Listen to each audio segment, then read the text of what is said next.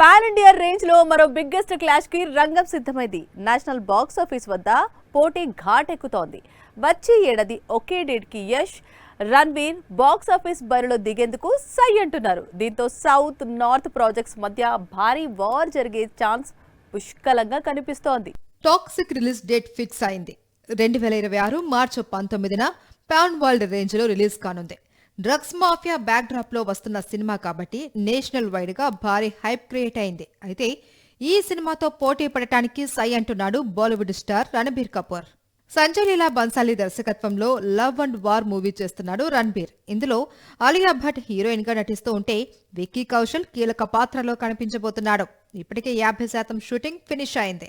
వచ్చే ఏడాది ఉగాది కానుకగా మార్చి 19న రిలీజ్ కానుంది. దీంతో యష్, రణబీర్ మధ్య బిగ్గెస్ట్ క్లాష్ తప్పేలా లేదు.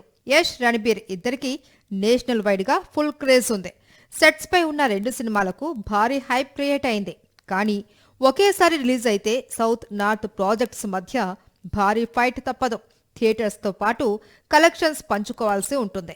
మరి ఈ క్లాష్ కి ఇద్దరు ఓకే అంటారా, లేక లాస్ట్ మినిట్ లో ఎవరైనా తప్పుకుంటారా అనేది పెద్ద సస్పెన్స్.